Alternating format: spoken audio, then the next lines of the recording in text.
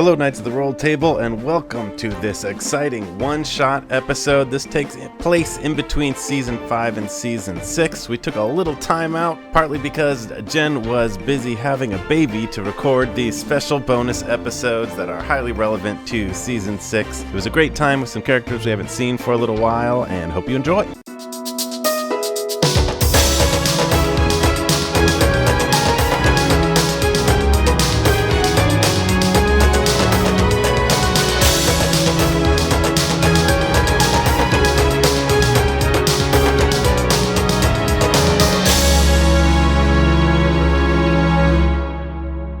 We begin in the hidden Knights headquarters beneath the town of Respite, where Sora McIntyre, the first knight, has assembled a team of adventurers for a special mission.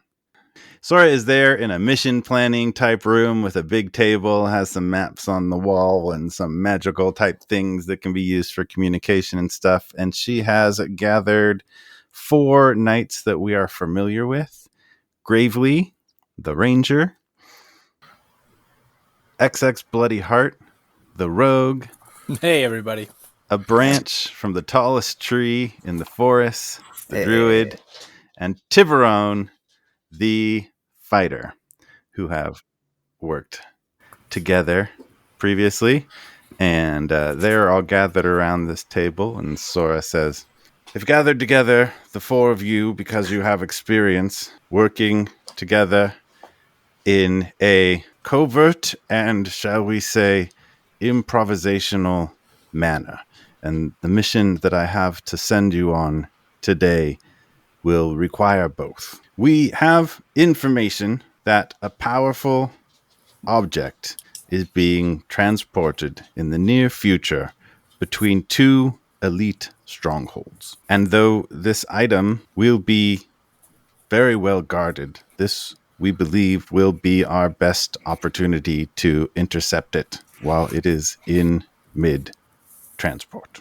We are not entirely sure what this item is, but we have reason to believe it is of great use to the elites and their ability to coordinate their forces. And if we could disrupt that or possibly take control of some of their powers for ourselves, we believe it would be greatly helpful for the cause, which at times can be very desperate, as you know. The object is being transported by what I would describe as a series of attached carriages, except rather than rolling along the ground, they are flying through the air. I'm sorry, did you say flying? Yes. Oh, all right. Well, that sort of takes out a lot of the easiness of this, because none of us can really fly. Well, I guess Branch kind of can fly. I mean, you can turn yourself into flying things, but the rest of us might be stuck on the ground. Sora? I do not think I can carry you. We do have an option for that.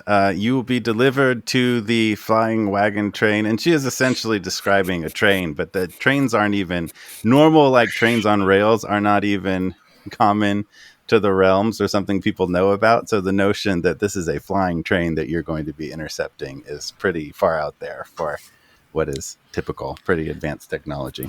Is this like the technology that Sarsa had with her flying ship, except it's carriages? It's very likely not Night Crystal propulsed in some reason.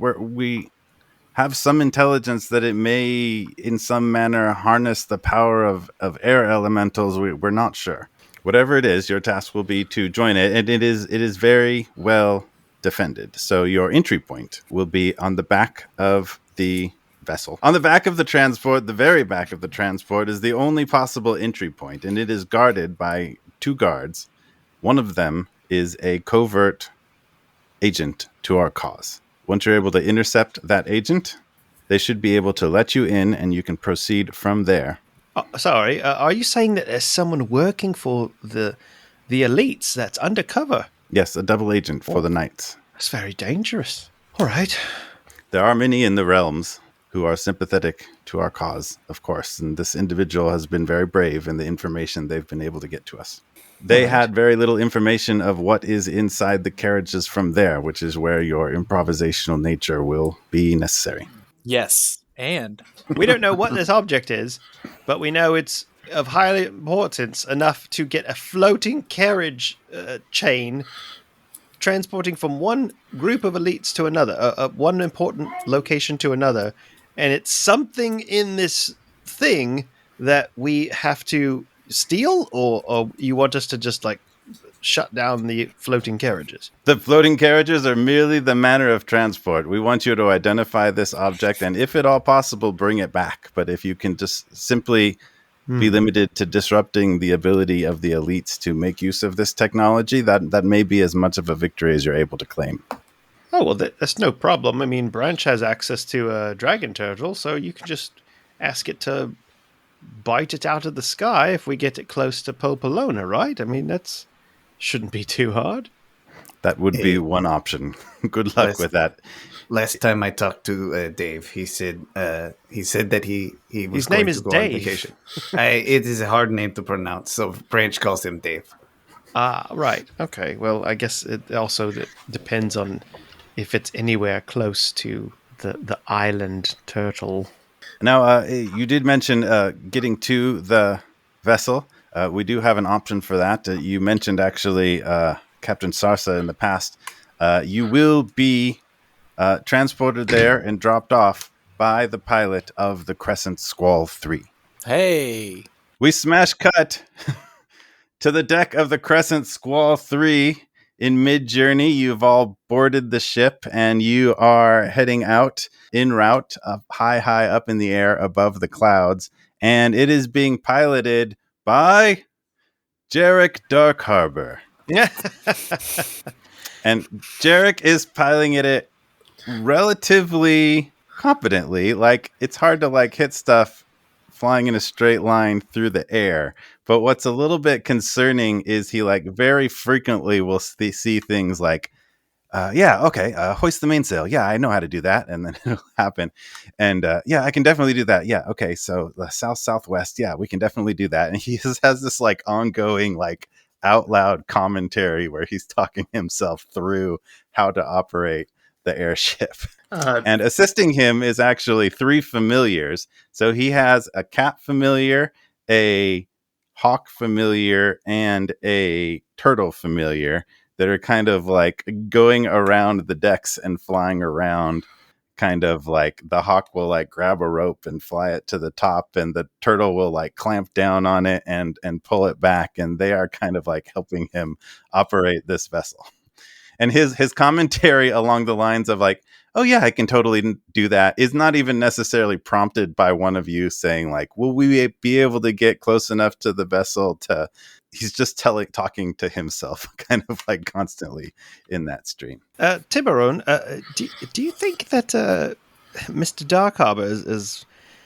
It looks like he's not quite qualified for this sort of thing. He seems a little bit nervous. Tiburon sighs. Not very good work, unfortunately. I've got this. That's a normal thing. Don't worry about that. It's fine. I would feel more comfortable with you, a man of the sea and who's been on many vessels, to helm sort of something like this. He seems much more of a land dweller. That's okay. We didn't need that rope. That's it. That's extra. It's fine. It would probably be good to advise up there, but we have to go through the plan one more time. Right, well, let's go through the plan. So we are sneaking in. If anyone asks, we are members of a cleaning crew. Is that what we decided, XX? Is that you said you really wanted to be part of a cleaning crew. I don't quite know if that's the best option, but I mean, if you think that's... No, look, nobody wants to talk to cleaning crew. We'll basically be invisible. Right, okay. So here's your disguise. So, well, no, but like, here. So I've got these disguises that I worked up. So put on these jumpers and we'll be looking good. Mr. Whiskers, can you climb that woody planky thing over there? Yeah. Don't let me interrupt, guys. I got this. This is fine. We should be there pretty soon. Does he know that the cat doesn't listen to him? I don't think he can see, but Mr. Whiskers isn't doing anything. Mr. Whiskers is listening, but he does not care. Yes. I'm a little bit concerned that this jumper is a bright color. Mine is yellow. Is there a reason for that? Yeah.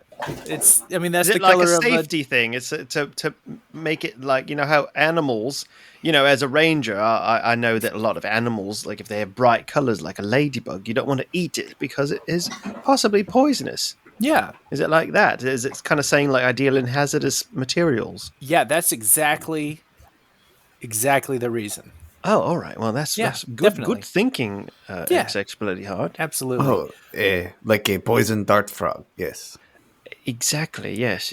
Yeah, and yes, then Branch. And then we could just keep all of our stuff in this rolling bin. Right. Oh, we'll just roll it around. I would love if my longbow and quiver would be able to fit in there.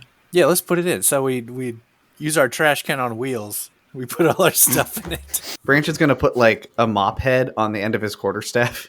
Perfect. Can I try out the wheels to make sure? I just want to see like how, if it's like squeaky or Oh, it's very squeaky. Yeah, it's like one just spins.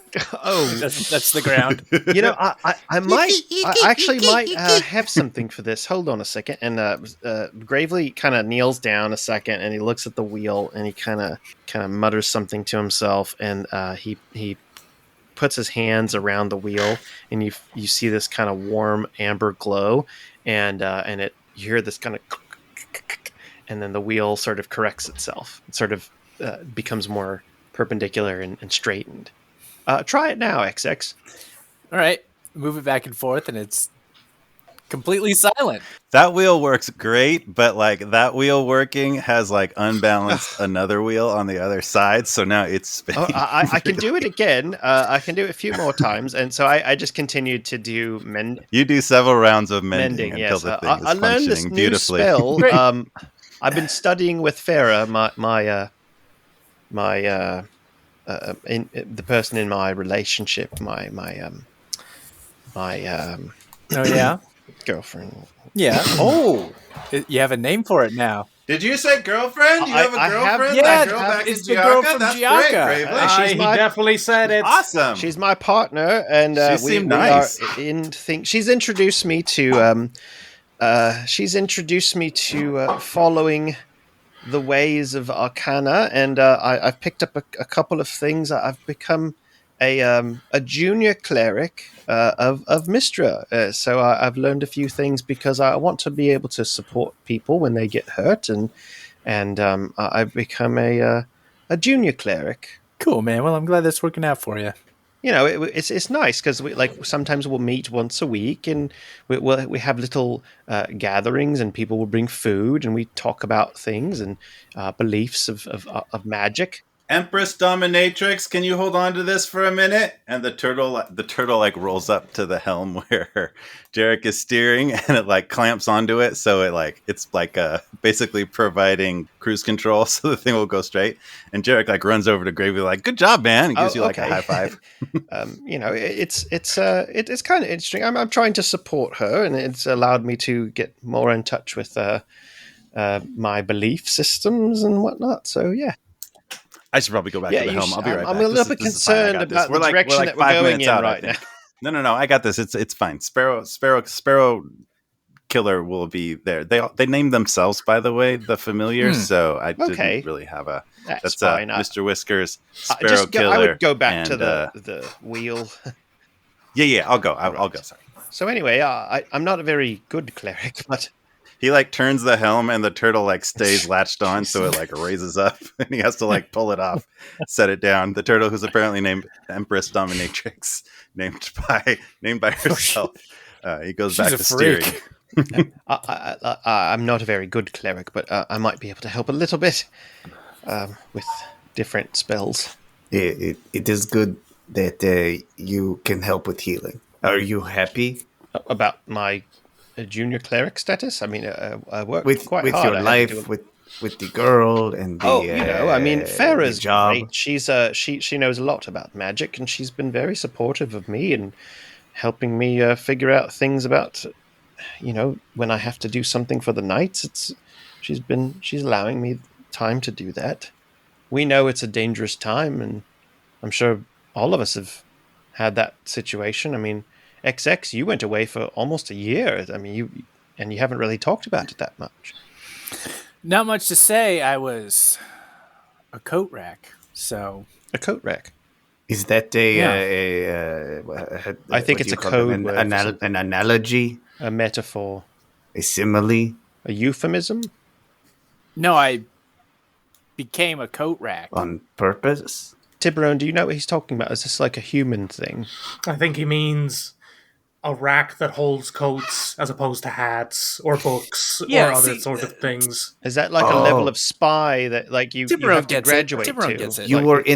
You were in a cold place, and so you had to wear many coats. No, like you steal things, and then you're an assassin, and then you're a coat rack? I was a coat rack. I don't understand. A coat rack was me, and I was a coat rack. Okay, we're here. And you kind of look out, trying to turn forward, and you can see kind of like very close to, you've been kind of like skimming along above clouds and almost kind of like just below the cloud level. So you can really more see the lights before you really see the whole like size of the train. But you can see that you're approaching this object kind of out on the horizon. You pretty quickly, you're coming in from the side. So you approach it pretty quickly. As you get a little bit closer, it looks like there's 4 or 5 cars that look like really heavily armored and covered, and you can kind of see along it there's some kind of like magical shimmering. It looks like there's more than just the kind of like heavy shielding that's along most of the train, which doesn't have like windows or anything that you can see. So Jarek's able to kind of pull around and come up by it. He actually like dives down into the clouds to approach, which is, given his level of confidence, like a kind of harrowing maneuver to be on, but he does a pretty good job like pulling up to it and kind of matching the speed and getting fairly close to the back of the train. So he kind of like rises up, and you kind of like the mast of the ship, and the higher parts come out first, and you are sure enough kind of like moving along at the pace of this flying train, just like a couple feet away from this platform that's on the back, where you're supposed to meet this guard who's a double agent, but there's no one on the platform. But there are doors that are open into like the jumping train. Distance, or do we have to like do a little zip line? Oh, let's do a zip line, you guys. Yeah, let's definitely do a zip line. That sounds awesome. Take out my longbow. You could try to jump, but like one stumble, you're like, who knows how far away from the ground. You can't actually see it. So any sort of extra security, probably good. I'm going to take my rope arrow. I've definitely developed a couple of trick arrows, and at this point. And so I got my little rope arrow, and I've tied it around, and kind of in the middle of the side. Oh shoot! Was I supposed to tie the other end? I'm sorry. No, I've got it right here. I tie it on the ship. And I yell to Jarek. I'm like, okay, when we slide down this, don't forget to undo the rope. It's very important. Otherwise, you won't be able to leave. Yeah. Sparrow Killer, get the rope after we're done. Question: how do we get the cart over there? You do have your very, very fancy and like well-oiled wheeled cart that you had. Tiburon, you think you can one-hand this? What are the dimensions of the cart? Like, could I like bear hug it with one hand and then just slide with the other? It's probably not great for us to keep the ship here for a real long time, you guys. So if we can get over here, that'd be good. All right. Well, let me slide down, and I take my longbow and I'm like, wee, kind of slide down to the back. Here, Gravely, catch! What are you throwing? I'm gonna throw it. I'm gonna throw the trash can over. Why don't we tie it to the rope and then like? Nope, too late. We're throwing it. XX Funny Heart, roll sleight of hand. Shield, no. Yes, I'm good at that. Oh my gosh! I'm glad I could have set up another rope system, and we could have swung it across. Nope. 12. You could have 12. That's good. I'm not very. You chuck this barrel. Wait, I'm not that basically strong. Hold on, I'm just small. And it lands on Gravely like upside down. So basically Gravely is like almost immediately in the barrel. Yes. Did you just Bugs Bunny me? It's on there, With so the is Gravely. trampoline? Yeah. Oh no. I hope I don't fall off. So Gravely and Barrel are there. All right, I'll go next. He goes. Get this thing off of me! Branch will go. Don't do that again. And Tiburon goes. All right, Tiburon slides across. And the hawk familiar goes out and kind of like latches onto the arrow with a beak and pulls What's it it sound free. like? And the crescent What's the hawk squall- sound like? The hawk? Well, it's being covert, so it doesn't make a lot of hawk sounds. Really just like That's why a... it makes chicken sounds. It's just revenge for making me do all those hawk noises. I know. Scree! It There it sounds is. like These freedom. are very, very quiet familiars for the moment. And it pulls away. So the Crescent Squall 3 kind of backs away and drops back down into the clouds. So the plan is for Jarek to kind of follow along until you need an exit point. And actually, as you pull Gravely out of the bucket, or pull the bucket off of Gravely, Mr. Whiskers falls out of it. The captain. Mr. Whiskers, you're not supposed to what be were you here. doing in here? Hello, Oh, Kitty. okay. We'll have to keep him in the barrel. Mr. Get thee Whiskers, up. Branch, can you talk to Mr. Whiskers? Or is that Yeah. only for Mr. Dark Harbor? I can, yes. I would have to use a spell. But Okay, well, don't do that. just in case if we need to have his assistance, it might be nice to use that. oh, I have it as a ritual, so I actually could just sort of do it. Yeah, let's spend 20 minutes on the back of this. It's just 10 minutes. thing, 10 casting minutes. a ritual. Yeah. Just 10 minutes. So you are recognizing that you were supposed to meet. Really, Sora said there was 2 guards on the back. She didn't say they were both agents. She only said one of them were agents. They were supposed to be back here guarding this thing. Okay, and instead there was very nobody, important, and the doors my were open. jumpsuit So is yellow. you're with aware a little of that. gray patch. Yes. And it has like it's kind of like buttons that kind of go up. What does everybody else's jumpsuit look like? Mine's black, Okay. jet black. Yep. And it has a little patch on it that says Steve. Okay. Mine is brown. Brown. Okay. And it just says goblin. And Tiburon, what's your jumpsuit situation? Tiburon's is pink, very bright pink. And it says Daryl with a little apostrophe after the G. Mine. Daryl. I had to. This is just what was available. I just had to Yeah, grab. mine says Trini on it. You all are weird sizes, Nice. so this is what was So available. what was there? Yeah. In the headquarters. Did everyone practice their voice, their covert voice? Yes, this is my covert voice. Yes, this is my covert voice. My name is Steve, and I'm going to be cleaning out the back of this train. I'm gonna roll for performance and see how my voice is. Ooh, I rolled a 2, so -1. So I got a 1. Wow. All right, so here's my voice. I'm Trini. I can't hold that pitch very long. I'm so sorry. You know what, Gravely, you're fine. Just We won't be do yourself. voices. It's all I mean, right. that It's was all like right. that was Yeah, like an octave for me. That's very hard. Just remember the names. Remember the names on the name tags. That's the most All right. important part. Right. Yeah. Trini, Goblin, and Daryl. That's right. Should we each have Gotcha. code words, like if we need to be activated, like if we need help? I'll We don't need to maybe I'll overthink say this. egg, and if I need Steve's help, I'll say knife, and if we need Tiburon's help, we'll say bucket, and then my word will be one. Branch is gonna walk over and just put his hand One? on Gravely's shoulder and say, if we need help, just say help, and then the name of the person whose help you need, and we will help. I'm just saying that maybe we should be more covert, Okay, So Okay. just to set the scene, you are on a platform on the back of this train, Scheming on the way back. up high in the air. Air is zooming past you. It's super noisy, Yelling and for over some the reason, gales. the door behind you is open. all right. Okay, let's We should head go in, we should inside. head in. Okay. I'll Yeah, take okay. point. I Okay, go I'll forward fo- with the barrel. I'm rolling the barrel in front of me. I'll follow Tiburon. So as you guys enter, as you four enter the back car of this train, you enter a kind of like dimly lit cargo sort of area. There's a bunch of crates and all sorts of stuff kind of like lining the walls on kind of two sets of shelves on either side.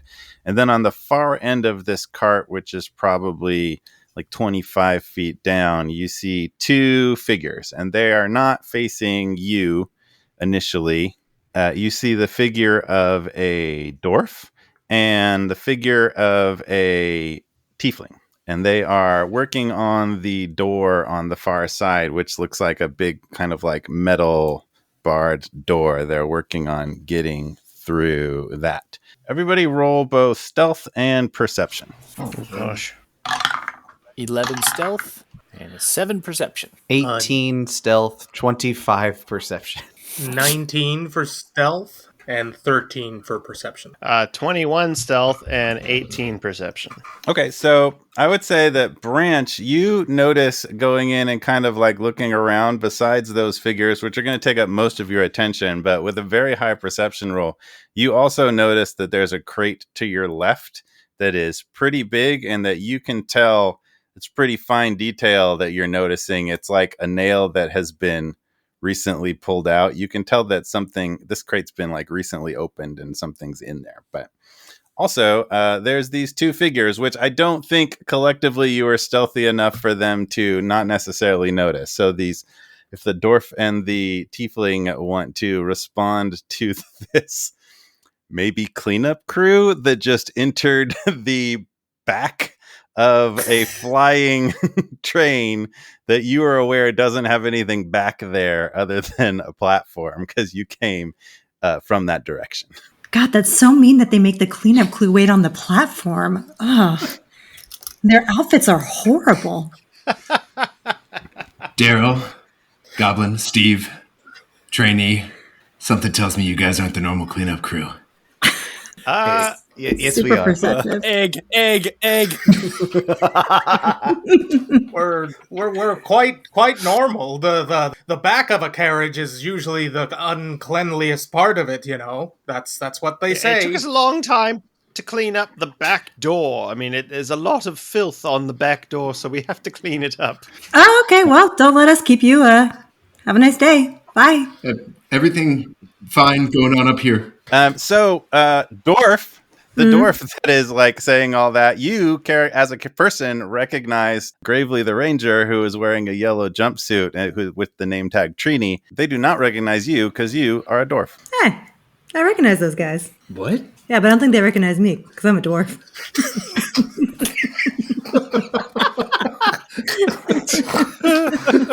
Gravely roll perception because you do kind of vaguely recognize this voice, which is not like covert. That voice doesn't sound like a dwarf that would... Hold on a second. Perception? I only got 11. So, Gravely, you have a little bit of a sense of recognition of this voice before, but you can't quite place it. Why do I have a feeling you're not telling the truth? Look, Gravely. Miss Dwarf? What? Oh, I mean, Trainee. I just guessed. Trini, you know. Yeah, no, I just glad you're doing well. I'm going to say from the way she's going through this, that immediately jogs your memory of like, I met somebody who did stuff like that all the time. It's got to be Lyra. Wait a second. Ignacio? Does that mean anything to you? Oh, does it ever? Lyra? Oh, yeah, it's me. What are you doing here? What are you doing here? I'm so surprised you're part of a cleaning company now. I mean, well, no, we're with the knights. We're with the knights. You know, the knights of the realm. We're kind of. They clean too.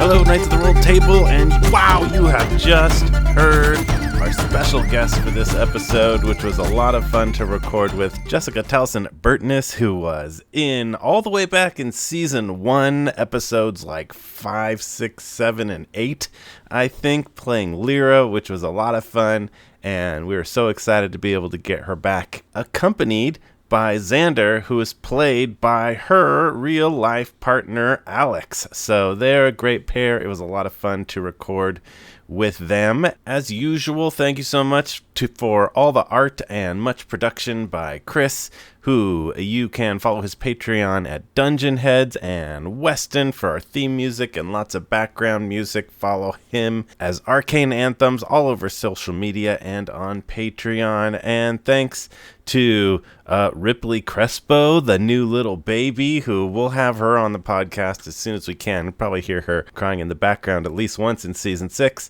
So now we rejoin our episode. I actually recorded with Jessica and Alex what they were doing up to the moment they met our heroes. We recorded this secretly from the other players beforehand. So we go back to, I don't know, roughly like 45 minutes previously in our timeline, and we rejoin Lyra and Xander at a mysterious-looking fortress.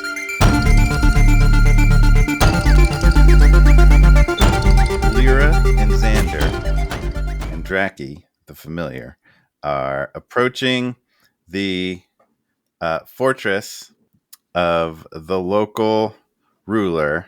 The fortress is a giant, black, imposing, generally pyramid-shaped structure. There's a lot of hustling and bustling going on. There's people walking around. There's guards, but there are also kind of like people moving packages and things. So you're kind of approaching this area, and you have not as yet been stopped or kind of like noticed by anybody. Morning. I'm Morning. more way. Okay. Have a nice day. Bye-bye. Okay. Lyra, they look pretty grumpy. No. That means they're doing something important. It means we're in the right spot. Okay. On the left, out of the way. Gotta get this loaded. Step aside.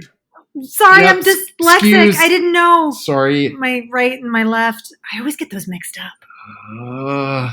There's an orc and a goblin walking by, and they're carrying some like a big crate or something, but their like inherent disparity makes it like very awkward for them. The goblin's way lower, and past you. They don't really seem to acknowledge you too much. Look at that crate. It's got fragile written on the outside. Must be something important. Are we just gonna... We're trying to break in. We don't need to just steal every crate that we see. Xander, why would you say that to me? Of course we need to steal every crate we see. Okay. I did not save you from a bear trap for you to be a naysayer. I promised you when you saved me from the bear trap that I would go along with whatever you said, and so... Okay, all right. Okay. Let's follow them. Come on. All right, let's go. So you kind of casually follow them along. Can you do a stealth roll? Together? Yes. Yeah. 16. 14. Nice. Good enough. So Excellent. you're able to kind of like slyly kind of cruise along behind these this orc and goblin who are carrying this crate, and they approach closer past some other kind of like hustle and bustle of people going on, and they get to the kind of like big gates of the pyramid, which have a couple guards around them. The gates are currently open, but there is a tiefling woman there who's like checking some sort of like security badge or something. So Cute. she looks at them. One of them waves their little badge, and she kind of like checks it off on a list and allows them in. We gotta get one of those badges. Yeah. Okay. What about this? What if I send Draggy to distract them and then use a mage hand to grab their badge? That could work. It's worth a shot. Do you think the badges, are they like individual badges? Do you think we need one badge for two of us? We probably need to steal two badges. Yeah. Or we could lie to her. Okay. What if we told her that her mom was sick Mm-hmm. and that she has to go get her? I don't think this is... Ugh. But when I got caught in that bear trap, I promised that I would go along with your schemes. Okay. Let's try it. So generally speaking, the orc and the goblin have made their way in. Tiefling's there. Guards are still there. As you kind of like glance around to other people, most people around, well, not everybody, has one of those badges, but you can see that a few people standing around you have those badges. And you kind of like guess that the people with the badges are allowed through the gates, and the other people, this is as far as they're supposed to go. Okay, Lyra, Mm-hmm. I'm not going to lie. I really support you stealing this. But what if I just open a dimension door and we just jump past these people? yeah, okay, that sounds good. All right, that sounds like a better idea. Okay. Okay, I'm going to cast dimension door to get us past this tiefling, as long as it's within a range of 500 feet, which I think it should be. And I can bring one person with me because Lyra's within 5 feet of me and she's willing. Lyra, are you willing? If I had a nickel.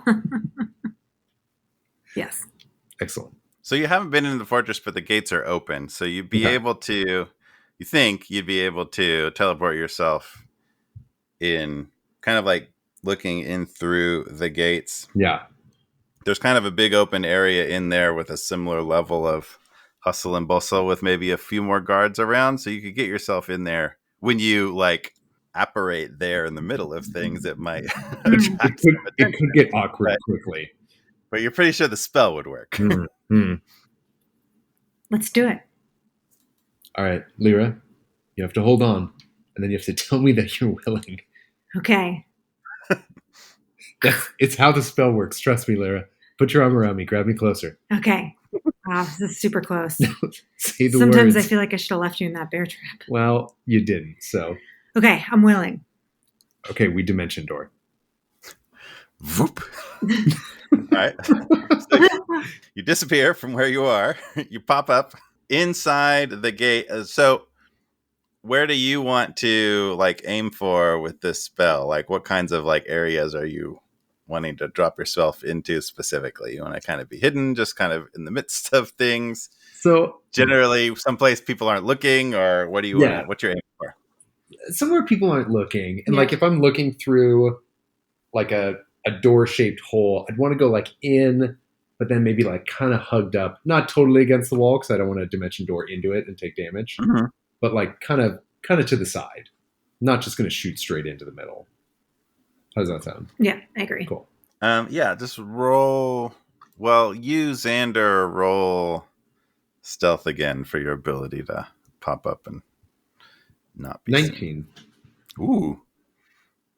So, yeah, you pop up kind of like up against a stack of crates where there's somebody nearby with their back turned. And so you're able to, both of you, as Lyra wraps her arms around you, as you described, would be necessary for the spell. Right, you disappear from out there Right. and reappear in there. And you're like 5 feet away is two dwarves who are looking at something in the other direction. But you're able to pop up behind them and nobody has noticed you. I'm going to use the spell message because we can't talk. It's a cantrip. And I'm going to point to Lyra and telepathically say, look, Lyra, crates. Look at all these crates. Can I message you back? I don't know if you have the spell or not. Oh. Yeah, you can respond. You can, yeah. It's only a certain number of words, but you can respond to a message. Just Oh, like yeah, one. I only need one word. I'm just going to look at him and say, obviously, because I have eyes and I also see the crates.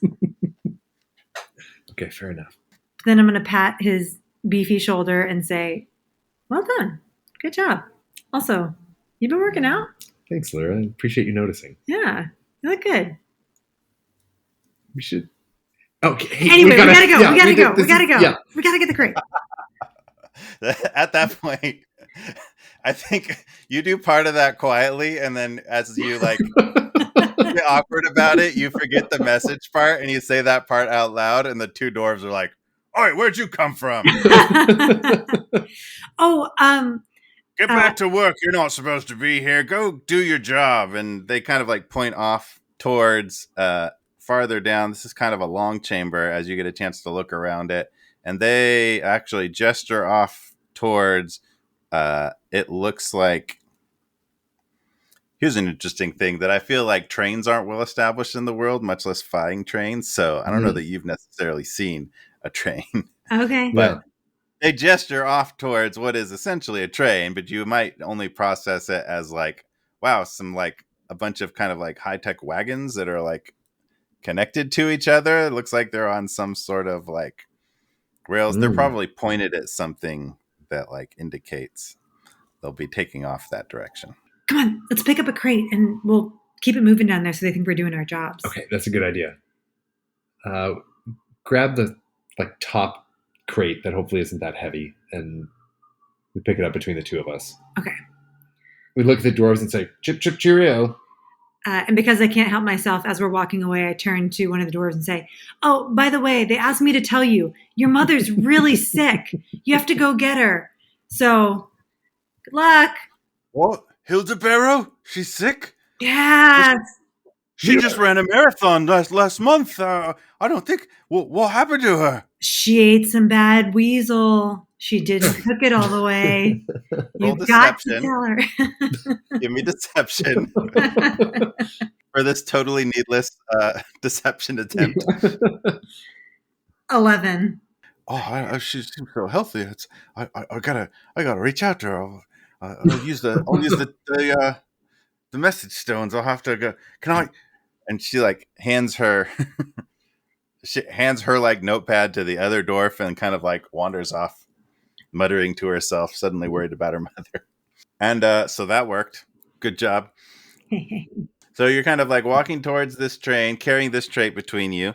You see at the back of the train, there's a couple of guards posted there. You see there's been some places where some stuff has been loaded into this train, but the doors are currently kind of like big steel doors are currently like locking down shut. They look pretty formidable. It's kind of like one of those, it's not just like a wooden door on a roller. Like the places where this train has been loaded up, like are like big formidable metal doors that are like dung, dung, dung, dung, dung, dung, dung, dung, dung, dung, and like steam pops out of it, and there's some sort of like locking mechanisms that lock together.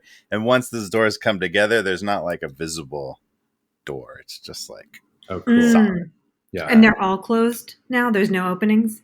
The back is open, but you don't really see other places to enter. And everybody's kind of like backing away from it. It looks like it's kind of like powering up. There's also like when the doors close, there's kind of like a little sense of like a magical energy, kind of like that like in addition to the metal doors closing, some sort of like magical protection locked down. But the guards are still there in the back, and a few people are kind of like going in and out of that very back portion of the train. Most people are kind of like backing away and clearing out because it looks like it's getting ready to leave. We got to get on this thing. All right. How many people are milling about? A fair bit. Okay. None are directly paying attention to you, except for the poor dwarf whose mom you just threatened. Or that person was paying attention to you. Now she's not. So nobody's particularly paying attention to you, but there are people around. If you like lit up on fire or something, they'd definitely like notice. Okay. Does the back of the train? So the back of the train's open, right? Does it look the same as the other places where like it also has this like big door? The sides do, but the very back, there's a couple of guards on. There's kind of a platform and a door behind them that you actually see them like lock physically. Lock down. I can send Draggy up to see what is going on up That's there. a good idea. Okay. Draggy. And then he scurries. I love that. And you look through her eyes. Yes. Yeah. So I look through Draggy's eyes. She goes up onto the platform and into the back of the train. So I guess we'd need to roll stealth for Draggy Okay. to not be noticed. Ooh. I rolled a 3. All right. So Draggy tries to covertly like go on up there. And you kind of like approach, get a better look at the two guards that are back there. So there's a dragonborn, kind of like bigger, tougher looking guard who is looking just kind of bored and hanging out there. And the other guard is a male dwarf who's looking a little bit nervous. And then like you see that dwarf look at you, looking through Draggy's eyes. You see that dwarf look directly at Draggy, and then actually step down and be like, "Hey, what's that? Get out of here, you!" And kind of like steps down and chases Draggy a little bit, wielding a axe towards it. What do you do? Hey, you with the axe. Huh? What? Yeah, you with the axe. No. They told me to come tell you something. Oh, no. Your mother's sick. She needs you. She'll probably make a full recovery. It's not serious, but you have to go now. What are you talking about? Your mom, she ate some bad weasel. My mom, all right, roll perception. Not perception, roll deception. The other kind of deception. 10. That's what I rolled. And +4 deception. The dwarf like directs his attention to you and walks up to you and says like, I don't know how you know my mom, but I can't leave right now. I just look, are you here for the thing? Yeah. Mm-hmm.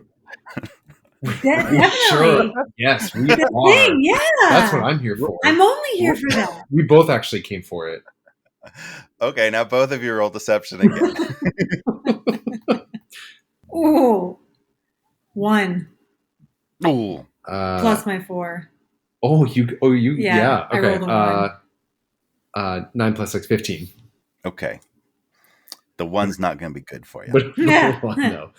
Kind of a 5. So you say that and it's going well. You're not sure what the thing was. You could kind of get a glimpse of, he specifically is waiting for somebody, but he knows now that you're not it.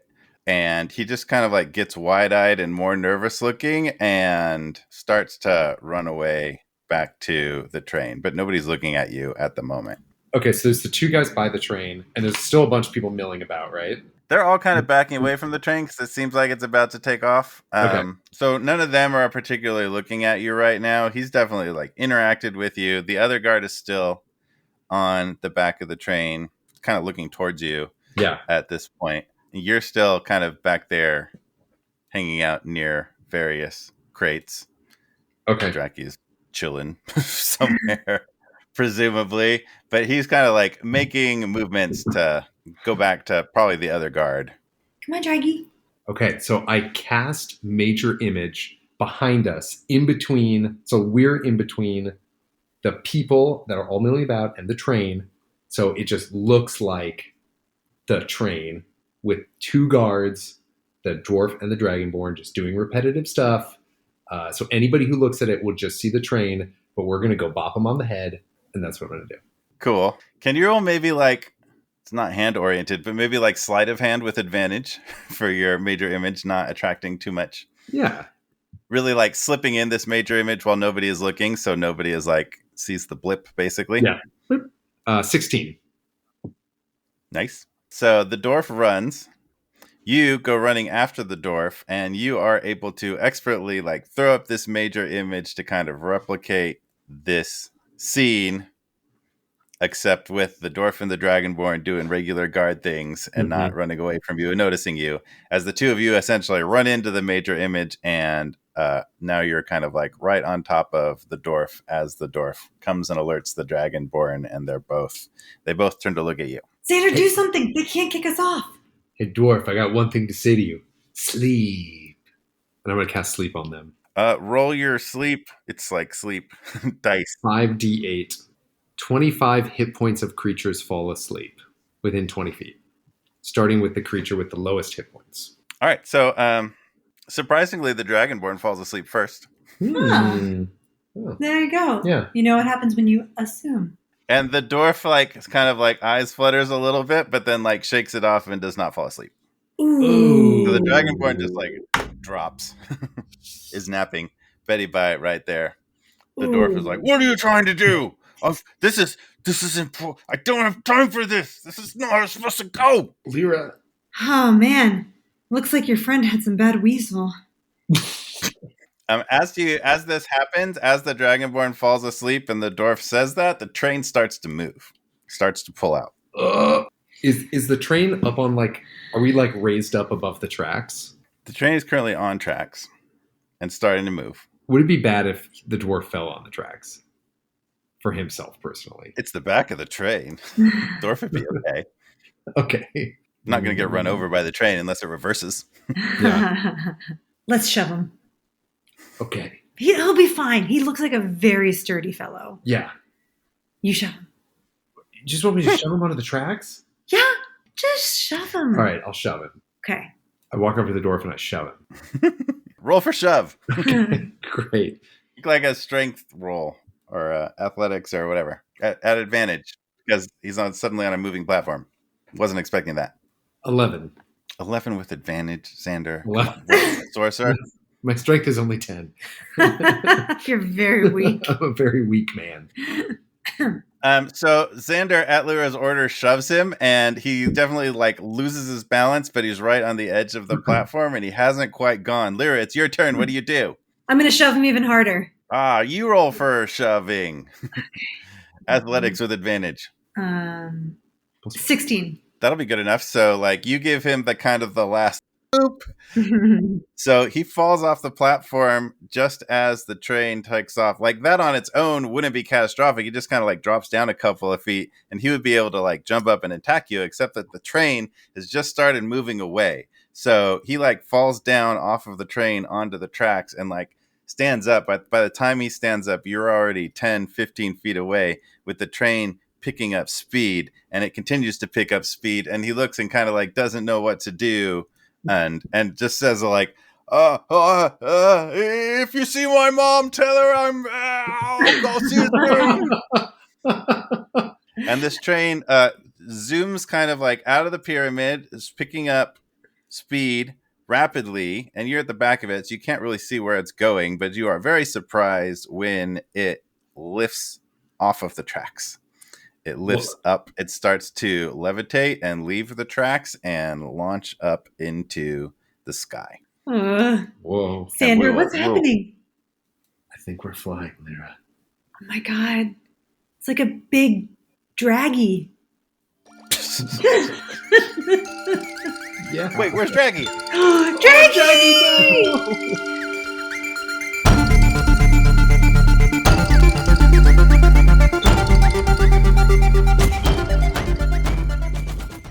You've identified Lyra. You're talking to her a little bit. She's still in dwarf form. So, Lyra, do you drop your disguise or do you stay as the dwarf guard? I'll drop my disguise. It's Lyra. Hey! And some other guy. Everyone, Xander. this is Lyra. We briefly worked together in Oakheart, and I don't think I've met your friend. Oh, this is well, he's sort of my manservant now. It's not exactly like that. My name's Xander. Well, I saved his life, so he pledged his life to me. I owe her 2 boons, and once I've repaid those, my debt is paid. 2 boons. Not 1 boon. boons. Right, but the first boon that I asked of him was his eternal loyalty and allegiance. And what did I say? You said yes. Yes.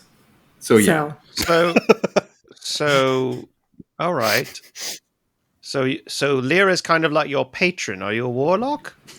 Lyra's a warlock. I'm a sorcerer. Oh, interesting. Ooh. All right. He got caught in a bear trap, and I saved his life. It's the only spell I didn't have was how to get out of a bear trap. Yes. Mm-hmm. Lyra and I met along with some other friends. We met when she was fighting an owl bear. Mm-hmm. Yeah, it was a really big owl bear. Really? A lot of hooing and gurring and stuff like that. Yeah. And then she made it seem like she was in a lot of trouble, but she actually wasn't. But then she actually was, and she has a tendency to not tell the truth a lot. So anyway, this is Tiburon. He's a pirate, a bit of a pirate. Oh, Hello. hi. And this is the smallest branch in the left side of the forest. I forget your whole title. I'm sorry. We just call it a branch. A branch from the smallest tree in the forest, but you can call me Branch. Oh, He's actually a nice goblin. And I don't think you ever met XX Bloody Heart. His this is the rogue we were telling you about that went missing. So he actually turned up again. Oh, good. I definitely thought he was dead. So glad you're We not. did too. Yes. I'm back and deadlier than ever. He was baby. a coat rack for a while, if that means anything to you. Oh. That makes so much sense to me, yes. Yeah, Can you explain it to me? Because I do not understand. I was a coat rack. I was a coat rack. I was me, and then I was a coke So have rat. you I had- don't understand so, why you guys don't get this. So have you had any thrilling adventures since we last saw you? You sort of just disappeared. I mean, Branch and Tiburon and I sort of had a giant water elemental that we fought on a coastline in a big dragon turtle island sort of thing. We fought that, and that was a thing that happened. So Good for you, Gravely. That's so fun. You know, I kind of had some ups and I had some downs. Lost my way, found my way. Yeah. Had a king's ransom, gambled it away. Yeah, I was there for that. Got lost in the forest, found him in a bear trap. Yeah. sure. So it's sort of been a little bit of this and a little bit of that. Right. I gotta say though, losing that king's ransom was a real downer because I was like that's a bit of a blow. Yeah. super wealthy for a little bit. Oh, It was Well, a whole afternoon. you're Yeah. telling the truth. You can roll insight for Roll that. insight. But meanwhile, just Tiburon, you hear, hey, Tiburon, can you hear me? It's Jarek's voice. Jarek, what do you want? Oh, I was just seeing. I was just seeing if I can contact you. So there's some kind of like magical shielding around most of this thing, but I think it seems like I can reach you through Mr. Whiskers there. So as long as he's there, I should be able to. We have our Yeah, I'm coming through the tattoo. I'm coming through the tattoo. So I mean, hopefully I can help you out or check in through Mr. Whiskers as long as he doesn't get like obliterated. Wait, So, are we talking through the tattoo keep that in or mind. through Mr. Whiskers? Who's talking to me? Is it you? Well, it's like a baby monitor. He can hear through Mr. Whiskers. I see. But he Mr. can't Whiskers respond. is just on the side going. yeah, pretty much. So he does clarify to Tiburon because none of you clowns hear this. Like I tried to message you directly and it didn't work. I think the shielding on the train blocks it, but through Mr. Whiskers, I was able to do it. So I think we'll need him until you're back outside of the train. All right. Lyra, this is Mr. Whiskers. He's in the barrel. If we need to talk to Jarek, our man on the outside, we talk to him. Mr. Whiskers is currently back in the barrel. It's just like laid down to take a nap. But he's been out of the barrel and kind of like walked around, jumped up on crates, kind of like licked his paws and preened a little bit. Mr. Whiskers just been chilling around comfortably. Excuse me, tiefling peoples. Were you in this crate? Yes. Is Briefly. there someone in the crate now? Yes. Branch is gonna go. Wait, look. are they alive? What? I think yes. I Eldritch blasted them pretty hard, but I think they're still breathing. The person in the crate is asleep based on the sleep. Yes. Oh, yes, yeah. Yes. The Eldritch blast was just for fun. I- He's sleeping. It was just after they were asleep. Just bam, bam, bam. Knock the air out of him and put him to sleep. They have some scorch marks on their face, but otherwise they seem okay. Yeah. Should we like dump them out the back or what? Yeah. We're Dump them off the No, train. don't XX we're bloody hot. flying through the air. What? No, To, don't do to that. die? Yeah. I'm not responsible for what happens after they fall. Listen, I've got a better idea. I'm just going to go over to the crate and I'm going to seal it back up, and I'd like to. I'm going to mend it. And then we'll throw it out the back. No, we're not going to throw it. So, question before we go committing homicide, Zach, do we have any idea what our contact on the ship was supposed to look like or be? Okay. No, I'm it was either person in the crate or another person assuming it was. who doesn't seem to be present. Lyra, we're supposed to meet someone, and I would assume that it's you, unless you're here for another reason. Were you undercover for the night? No. Oh, okay. So this is just a coincidence then. Oh, I mean, I'm here for a very specific reason, to be sure. I'm in search of something. Why are you here? We are here. We're on a mission that's secret, so we can't tell you that. If you're not the person who's supposed to meet us, we can't tell you. Well, we're on a mission that's secret. Yeah, so we're not going to tell you. Okay, great. So then we'll both just go get the same thing at the same time. What if we say the person that sent us on this mission at the count of 3, and if it's the same person, then we know that we're working for the same organization, Okay, fine. Good plan. right? I'm thinking of a name.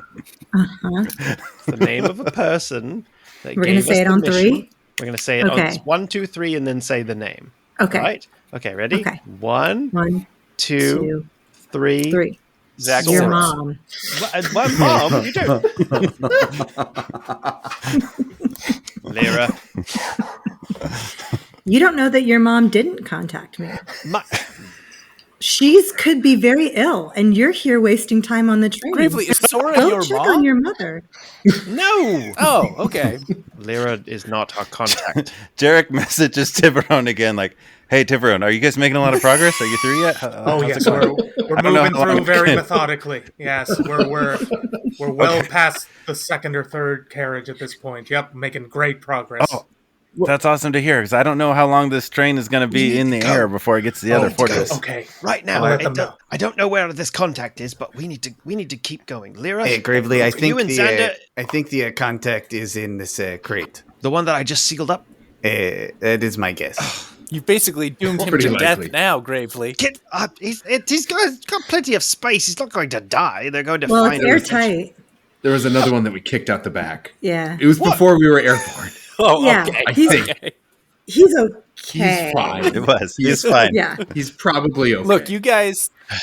We're Lyra communicates at some point along this discussion that the dwarf that she was impersonating with the finger of Saint Ignacio, was the other guard who they managed to leave at the station and she replaced.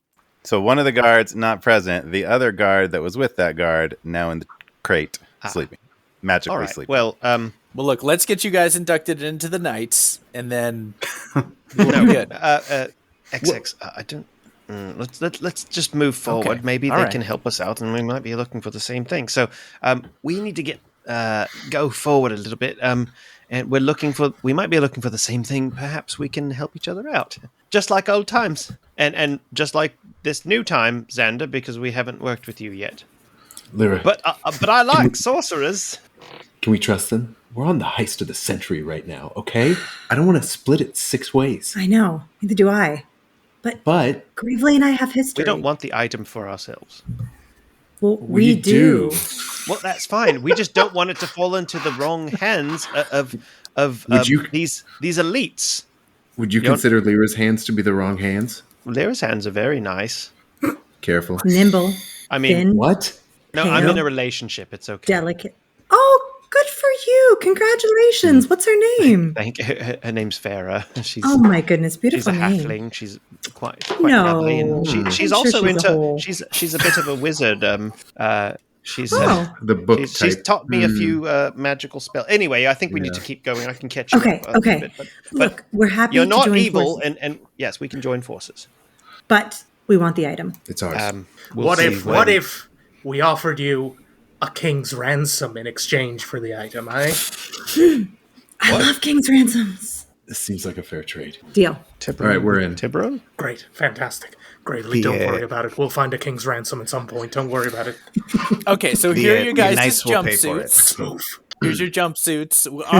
Our thing was jumpsuits. So if you want to join the cleaning crew ruse, that's what we're doing. They can they can pretend to be guards since there were 2 and now they are not here. Might grant us more access if they were guards, eh? I don't know, jumpsuits. I don't know. If that's but what the Lyra group has- wants, I guess that's fine. But Lyra has a finger bone that can make her look like anyone. That's true. And right now, I want to be a cleaning crew. See, Lyra gets So I it. put Lyra on- gets it. I put on a black and white checkered jumpsuit like the people in the pit crews wear. Oh, yeah. And my name tag says Dominoes. Dominoes with an S? Apostrophe. S. Okay, great. Yeah. All right. And by the way, your code word is flatbread, Ah, just in smart. case we need help. And then, do you have a jumpsuit for? Yeah, Xander? here you go. Oh, yeah. Here you go. Fine. All right. I put on the What color is jumpsuit. Mine's gold. Ooh, boy. Lame. Lamage. Like gold. It's a gold lame jumpsuit. The name is Sheila. Love it. Chris, you got to make this character art, man. You got to draw I this. love it. So wait. What does Xander look like? I know he's a tiefling, but So I have like nice horns Like, Yeah. not too big. Yeah. A good size. Yeah, I get you. Okay. You're impressed. So like they kind of come Like back. So horns, like tiefling horns can go up, they can curl around, like ram. They like go back and then They go up. forward.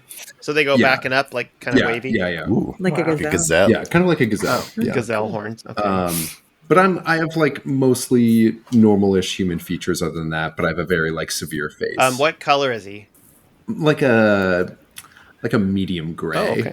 Not a light gray and not like a dark gray or a blue either. Yeah. Warm or cool gray? Kind of a cool gray. Okay, like a C5. All right, good. Yeah. We should move. All right, let's go. You two, tiefling, the door is locked. The Lou door was is just taking the locked. lock. Mm-hmm.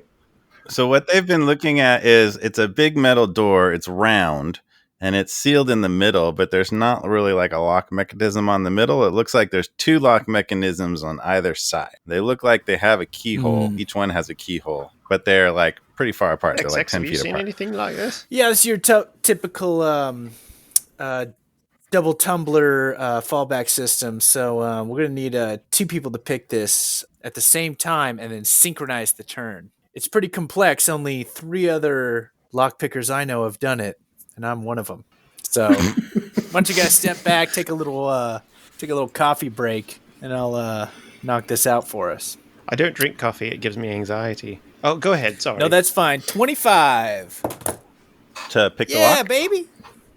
Okay. It's gonna stick 2 in. It's gonna put up a chain between both of them, and then hook them up, and then like move both chains like this so that it turns them both at the same time. You are not able to Oh do that. shoot! Dang, stinks. It's the worst. Okay, I'm out of ideas. Your 25 lock picking roll on one of them, you're able to like, with great finesse and great skill, pick that lock and you feel it go and unlock and like nothing happens. And as soon as you like remove a pick or anything, it just like clicks back into place. And it seems like indeed they both need to be like opened at the same time. It's like a nuclear submarine kind of thing. There's supposed to be 2 keys. They have to be turned at the same time. And as much as like, so you like pick the first one and then you can kind of try to figure out the like, I could like run a chain and maybe do it at the same time, 2 but on the you same. can't. It takes like much more. It's like a 2-handed, like very skilled lock picking kind of work with 2 or 3 instruments going in at once, and you can't work that on both at the same time. If someone wants to try, Branch can help. I can cast guidance on somebody. Give them a +4, or I can do it, I suppose. Tiburon, actually, so Mr. Whiskers comes up and actually like rubs against Tiburon's leg, like shin, just like one of those little cats, like, I like you. And Tiburon, you have a sudden sense of kind of assurance, and roll an insight check and add D4. All right. That is 19. Wait, insight 20. Ooh, nice. So one, you've just kind of like noted that the cat was able to like cast something on you. Presumably Jarek through his familiar was able to probably cast guidance on you, but also kind of just like watching this and thinking about it, it kind of occurs to you that like possibly the guard in that crate might have one of 2. If there was 2 guards here initially, then maybe they were the 2 people with 2 different keys to open this thing if they're the only ones back here. And so maybe one of the keys is now sealed in that crate with sleeping guard. Gravely. Could we unmend the other guard out of there? Something tells me he might have one of the keys we need for the situation. I'm only a junior cleric. I don't know how to unmend. I mean, I suppose you just break it. Tyrone cracks his knuckles. And does this look destructible? Yeah, it's just a regular crate. Okay. It's now very well sealed. But they had pried it open, dumped him in there, and then resealed it kind of like loosely. So the mending has just like very well professionally sealed it. But the crates are meant to be open. I'm sorry. I thought we were sealing this person in. I didn't know we were sealing in a key. I look for something to pry it open, like if they used a crowbar or something like that. Yeah, how'd you guys get out? Roll investigation to look around for a crowbar or something. Okay. 17.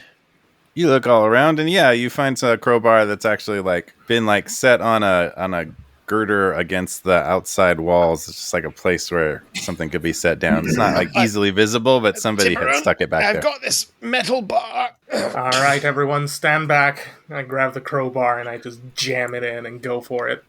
Use the power of leverage, baby. All right, so you pry that open, and there is a sleeping dragonborn in this big crate. He is sleeping, right? Yeah. Okay, he's breathing. Good.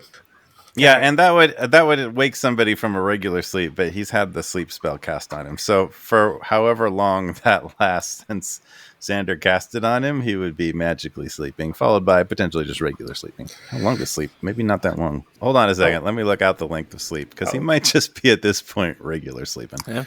It's 1 minute. Oh boy!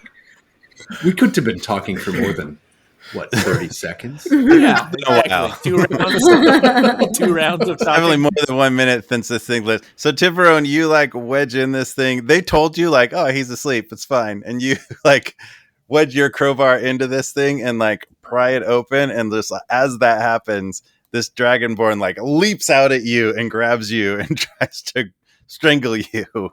Put its arms on your throat. Can I like throw him off? Sure. Grab a roll. I suppose the dragonborn's essentially trying to grapple, so you can defend that with a athletics. Athletics. All right. Oh yeah, 26.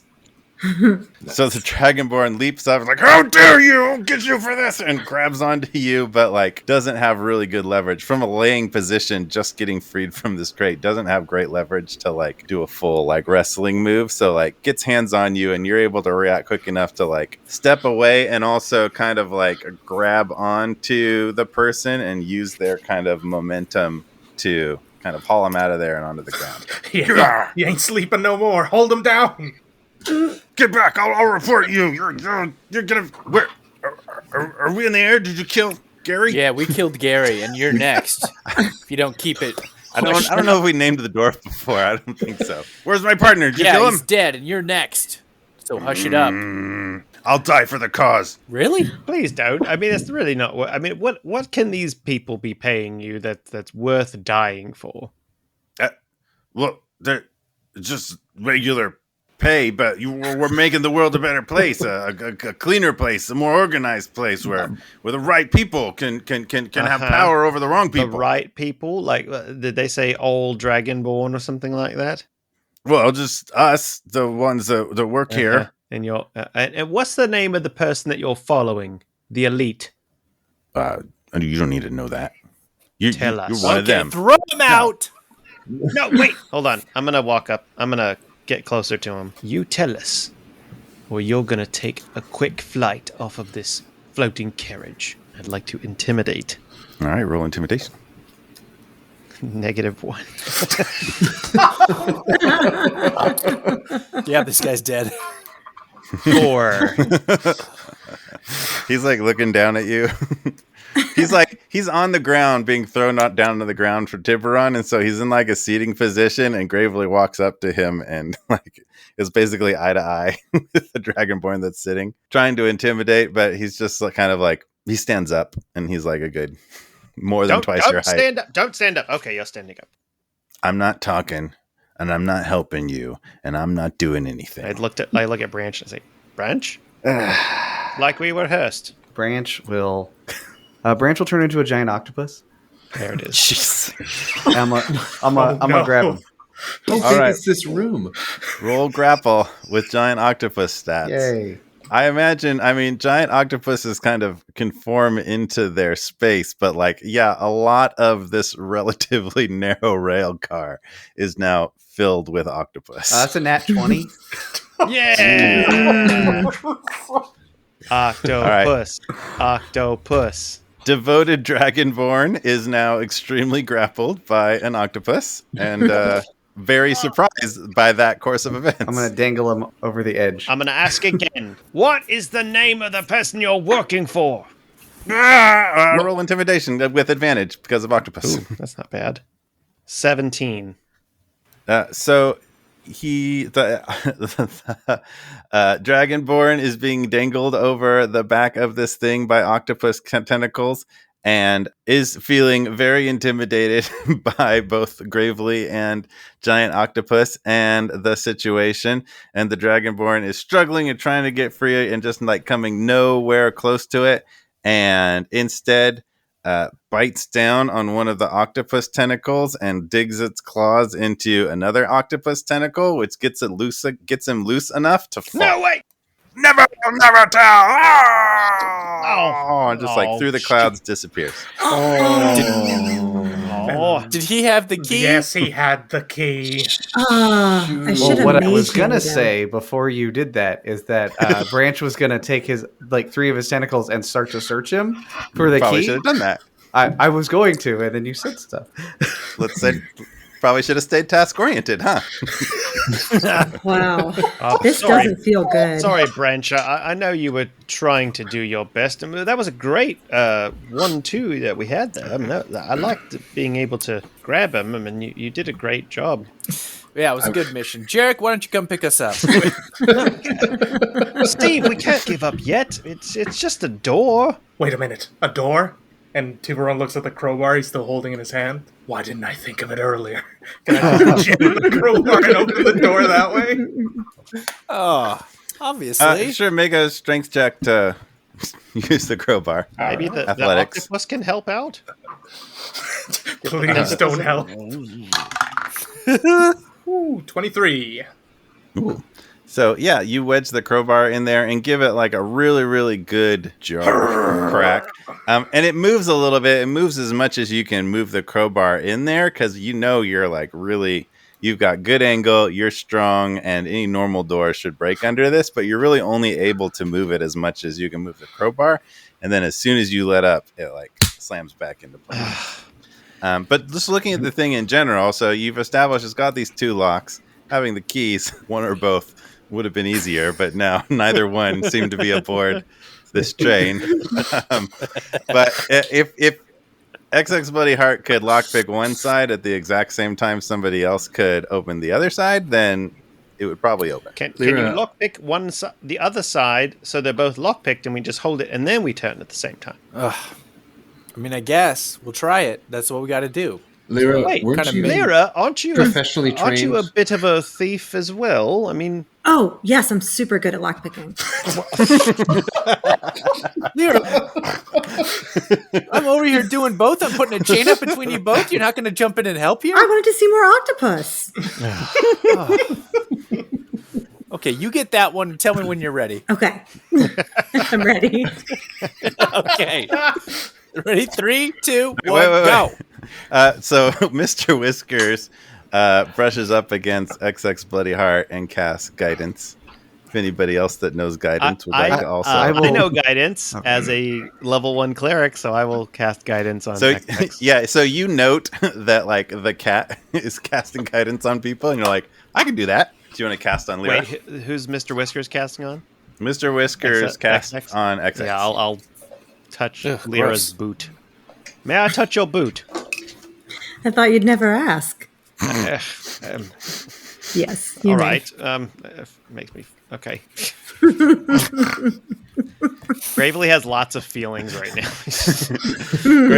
Gravely like reaches out to touch all the parts of Lyra he can reach, and he's like, no, that doesn't seem appropriate. No, how about the boot?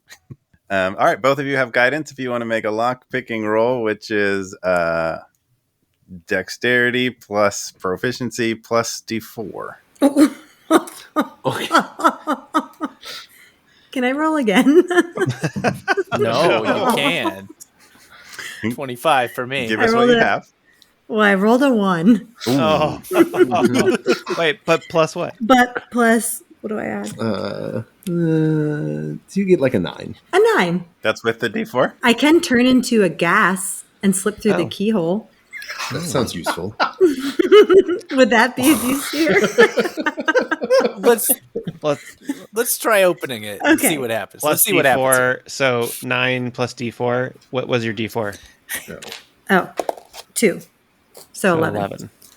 You got to 11. So XX Bloody Heart, you're able to like really maneuver it and just like you get everything ready, you get it ready to go. You're also, because you actually go to the other one that you didn't pick before. So you've kind of like got the format down from the first one. You're able to go to the second one, get it all ready to go, and just wait around while Lyra kind of like futzes around. I say, Has a Brunch, couple of Tiburone, get rough ready to pull it once they get it ready. So it takes a while, XX Buddy Heart, but as soon as you see she's going to go, you are able to execute yours right at the exact same moment. And it's enough that they both turn, they both kind of click open, and the doors open up. Excellent. All right, easy. I'll speed through. Gravely will speed through and look for some sort of like latch or release system that doesn't make it close again. So you jump through the doors really quickly. The next cart is looks like about the same size, but it's completely dark except for a panel to your left, and it's like 5 metal dials that have numbers on them, like a combination lock. It looks like there's like a 5-digit code that's supposed to be on this, and it's the only thing that's illuminated. And you kind of turn and stare at it, and then you hear from somewhere, kind of ethereal, you hear a What? Uh-oh. Branch is gonna grab the crate and use it to like wedge open the door, and then we should. Guys, the door's fine. And then we should all. Yeah, you never know if it's gonna close. And then we should all go in. Also, I think at that point, Branch will de-octopus. Everybody come in the room. Branch is back to Branch. I go into the room. Into the room. Yep, I'm into the room. Hey, what is this noise? There's a little keypad right here. Put a bunch of numbers on it. I start tapping the numbers. Is it like numbers you can press, like buttons, or like you'd have to like turn rotary each dial and roll it to the right number combination, like a codex? which some of the guards might have known, but they're not available immediately right now.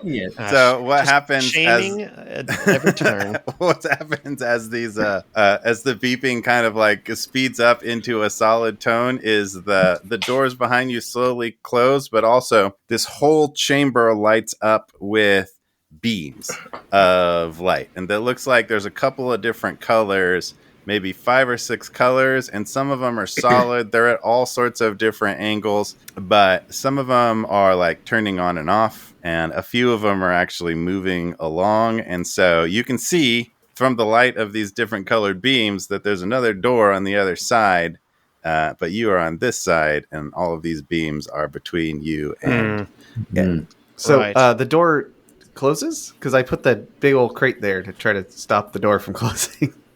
It does. It closes slowly, and it closes against the crate and slows down briefly. But like over time, like you could do something in it, but like over time, it just like splinters the crate and eventually closes with some splitters in it. It's like Hydraulic being press. held open like an inch or so just because of splinters and stuff. Do the lights look dangerous? Are they scary looking lights? I mean, they're just beams of light. You should touch one, Zam. It's relatively inviting. There's a blue one. There's an orange one. There's a green one. Hold on, Xander. I hold out a bit of rope. I'll kind of like cast a little bit of rope forward into one of the lights. Roll a d6. Okay, a 2. The rope you throw out lights on fire when it hits an orange beam. All right. Well, that's to be expected. Stamp, stamp, stamp. What height are these beams?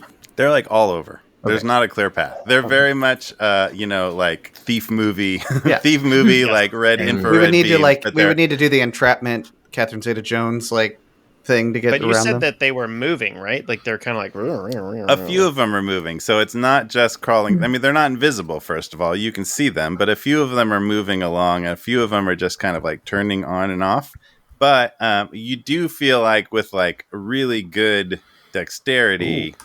You could potentially make it through. All right. Without hitting them. But you'd have to be really... I've got an idea. Lyra, you said you could turn into a gaseous form, right? So maybe...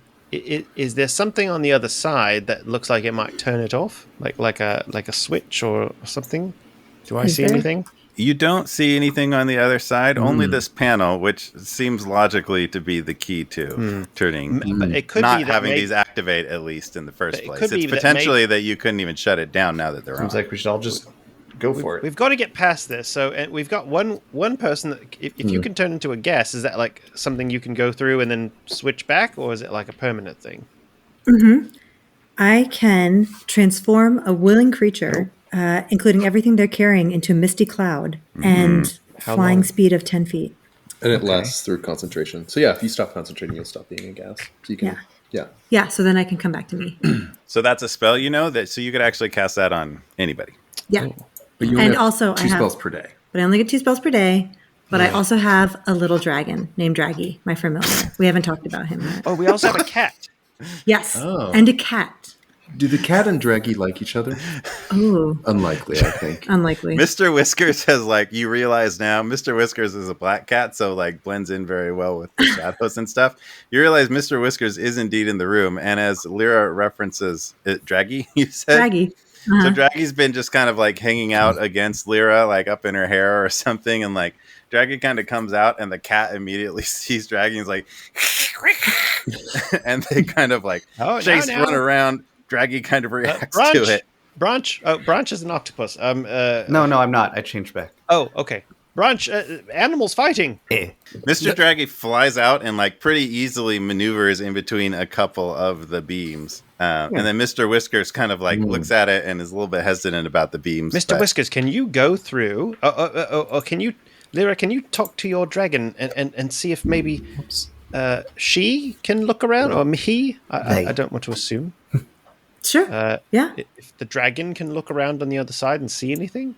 Yeah. Hey, buddy. Need you to come out for a little while, okay? We've got lots of deadly looking beams, and I need you to be really careful and fly through all of them and let me know if you see anything on the other side, okay? We're looking for numbers. So just let me know. Call me back. Roll dexterity check for Draggy. 13. All right, so Mr. Draggy kind of turns to the far end of the car and navigates pretty easily through a couple of beams, gets maybe a third of the way through. Make another dexterity. Is it a fairy Roll. dragon or a familiar? It's a pseudo dragon. It's a pseudo-dragon. Familiar. I'm gonna look up stats. 6. Hold on. Hope it's high. It's +2 dexterity. It also has magic resistance, which might be important. That's nice. So it has advantage on saving throws and magical effects. So that's an 8 roll. Jessica, roll a d6. Okay. 5. The magical resistance will help against the acid that sprays out and hits Draggy at this point. And it will take... actually, it can make a dexterity saving throw. It has advantage. So you roll twice. Oh, good. Take the higher. Okay. Oh, sweet. 18. +2. 20. All right, good. So acid sprays out as soon as it touches we'll say green beam. And but Draggy is able to quickly move out of the way, sense magically the cantrip that's being sprayed out at it, and zip out of the way. And now Draggy is 2/3 of the way through. Make one more dexterity roll to get the rest of the way. 12. That will do it. There, Draggy's able to navigate the rest of the way through, up, down, all around. Kind of waits a little bit for one of the ones turning on and off, goes and froggers its way a little through this thing, and is now safely on the other side, where there's not a lot. There's another door. It has another double lock system on it, it seems like, and not like a control panel or anything. It looks like you might need to just work your way through these things. All right, everybody, I've got an idea. So these beams are light, and you know what light hates? Darkness. I'm going to cast darkness, and then I'm just going to start walking through it. I say, watch this. Smart. Oh no! This is smart. This is gonna work. This is how you got into the bear trap. All right, concentration Wow. up to 10 minutes. Darkness like it. range 60 feet. I like it. Magical darkness spreads from a point you choose within range to fill a 15-foot radius sphere for the duration. The darkness spreads around corners. Creature with dark The vision only thing that can't can see through this kill darkness. darkness is like sunlight or something. So unless you have a sunlight beam. It's magical darkness. Yeah, magical darkness. It's so dark, even as a tiefling, I can't see through it. Yeah. Yeah. Unless you have true sight, I think that's or Yes. devil sight. That's the only two things that can All right, so he makes most of this car that you're in immediately dark. Like impossible to see through. Ah! What? None of you, even with Xander? dark I vision, love it. Xander, is what did you able do? to see this. Xander cast blindness on us. He's a traitor. No. Hey, watch this. We can't. Branch cannot see Literally this Can't cannot. see because anything. Branch cannot Take see. a good look at this. Xander, what do you? Xander, roll a d6. Okay. No, come on. I bet this is going great for me. I bet that's why I'm rolling a d6. 5. You have died. Roll again. 4. Okay, so you walk forward based on like where things were when the lights went out. You walk forward and you are confident that you get through a couple beams. You get through the space of where a few beams were. So you're building confidence that like, hey, this is going to work out. This is great. And then I've you, eliminated all light. and then you get hit by a ray of frost. Oh. Boo! Boo! Hiss. Oh, because it's not light. So it seems that, yes, you guys, nobody sees this, even Xander. Xander, are you okay? Is it working? It's cold. Well, that's great. So That roll- means none of us can see any of the deadly beams. Xander, go ahead and roll a d8 to take cold damage. Also, your speed is reduced by 10 until the start of your next turn, which won't affect you too much. And let's look at darkness. 2 I think damage. you probably need to roll concentration to keep up darkness, which you may or may not want to keep up. Yeah, it's concentration, so make that check. 17. All right, so you're able to maintain darkness, and they just hear you like get hit by a cold beam, whatever sound that makes for you. So you kind of recognize, at least Xander, you recognize like, all right, this plan maybe halfway worked, but also for the beams that are left that don't seem to be based on light triggers, you cannot see them. All right. Xander, I've got good news and bad news. what? The plan 100% worked for 50% of the beams. I'm going to keep going. But it made Just it 50% worse for the other three. What? For the other Follow 50%. in my footsteps. We can't see What? Know where your anything. footsteps are. You have to trust me on this one. No. Xander, you have to drop the darkness. It's okay. I can't drop the darkness. I've come too far. Yes, you can. It's okay. Come back to us. Just let go. No, Already keep going walked through forward. it. I like that. All right, Okay. I'm going to keep walking forward. So you're just gonna straight walk, or you're gonna crawl, or are you gonna do any adjustment, or are you just gonna like straight I'm walk? just going to straight walk. I trust that all the rest of the beams are made out of light. Please tell me it walks in a circle. I would say you for sure hit one. So roll 2d6 and tell me both numbers. 4 and 1. All right. Take 1d10 of force damage and another concentration check. Take 8 damage, 20 on concentration. All right. You still got your darkness. This plan hasn't gone seamlessly. He's just like, I am one with the Force. The Force is with me, and just failing miserably the whole time. And the Very sound of appropriate. him getting hit, you actually recognize as the sound of an Eldritch Blast. Ooh. Somebody's blasting. What do I do with that information? Xander, you're a little bit more than halfway through this cart in magical darkness, and you have 2 directions that you can move in. I think I'm doing pretty good. I'm going to keep going, everybody. Oh my gosh. God. You're a little bit disoriented, so you're not totally sure you're facing the same direction you were when you got hit with an Eldritch Blast. I'm positive I'm moving in the right direction right now. I'm going to Roll keep a- going. Roll a survival check to just check your orientation.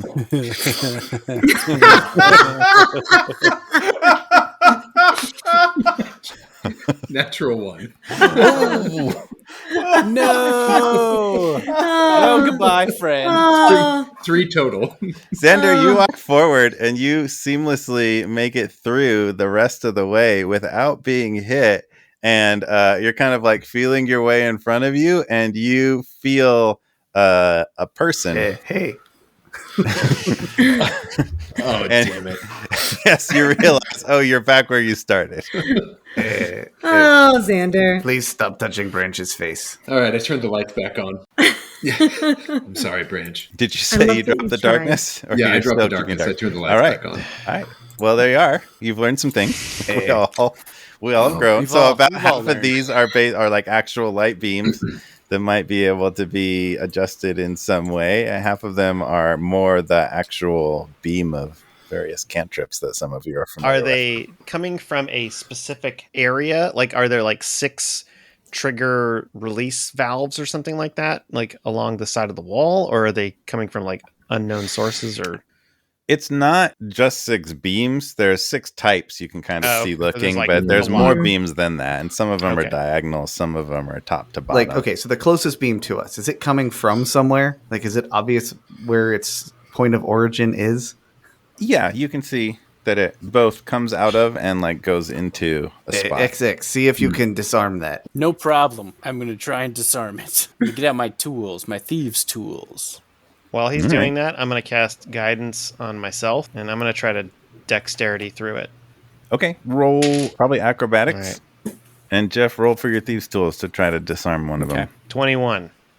Oh. So you are able to dexterously make your way through and avoid all the beams and kind of like step over, step under, shimmy under, limbo under, and you get about a little more than a third of the way through with that. But then you're going to need to make another acrobatics Okay. check. 10 for disabling. Nope. Oh, man. You're able I to don't know. adjust the beam a little bit, messing with it like Ooh. alters it a little bit, and like you see it like it starts missing the hole that's a fire beam. It starts no. missing the hole that the fire beam is going into, and like burns a like scorch mark up the wall on the other side. See if you can aim that at one of the other beams. Ooh, cross the beams. Yes, but at the like spot where it comes out, so that it breaks the thing. All right, I'll give it a try. I rolled an 8 plus 1 is a 9. Ooh. Roll a d6. 5. That is make a dexterity saving throw against acid. 21. Oh, succeed. So similarly, it's one of those same beams that Draki hit, and acid sprays out at you, but you're able to kind of like shimmy to the side real quick and avoid that. I'm gonna keep going. All right, so one more acrobatics check. 9. Roll another d6. Perhaps this was a mistake. 3. Take one. Wait, what was it? That's the same thing Xander got hit by. It is a 1d8 cold damage. Ooh, 8. Ouch. So you take 8 cold damage from that, and you're actually slowed, but you're close enough to the other end of the cart that it doesn't lead to any more trouble, and you are through. A little bit the worse for wear. How Jackie's over there with can you you. describe Hi, the Draki. the panel that has numbers on it? How many numbers were there? How many numbers on There's each dial? 5 dials that look like they go 1 through 10. All right, I set them all to 1, 1, 1. 1, 2, 3, 4. Nothing Set happened. the last one to a 2. Do I Nothing see happens. anything on the other side? I would like to thoroughly investigate, looking for clues. Roll investigation. Okay. Oh, pretty good. 19. Nice. So you look all around, you look at the beams, you look at the door. The door looks pretty similar to the previous door. Beams look humbling. You don't really see anything that seems like it would be overtly used to shut things down or punch in a code or anything.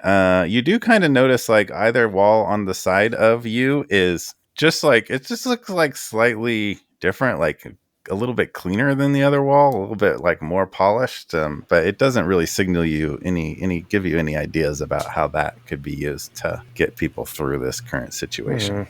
It's almost like somebody like cleaned that little part of that cart for some reason, which doesn't make a lot of sense. I don't really see anything over here. There's no switches or clues or numbers or anything, so... All right, why don't you head on back? No. No, I'm not going to do that. XX, can you see if there is a way to do something with the number panel that will, like, where you could, like, cross the wires or pick the lock, sort of, to make the beams go away? Maybe. I'll take a look at it, and I'll go over and inspect it and see if there's anything like I could take off a face panel or take off any of the enclosure around the dials. Roll investigation.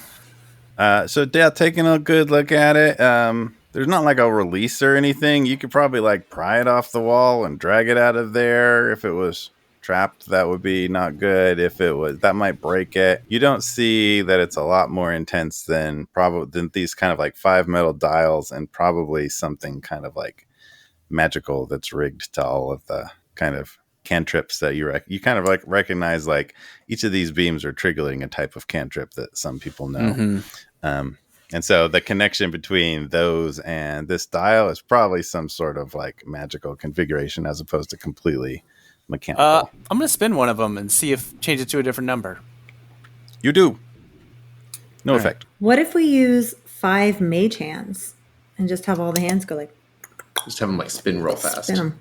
We could use our actual hands. We could use our hands to do that. Yeah, but what if they were mage Yeah, hands? but like, what if they were mage? If only I hadn't turned away from the octopus, I could just use my Oh.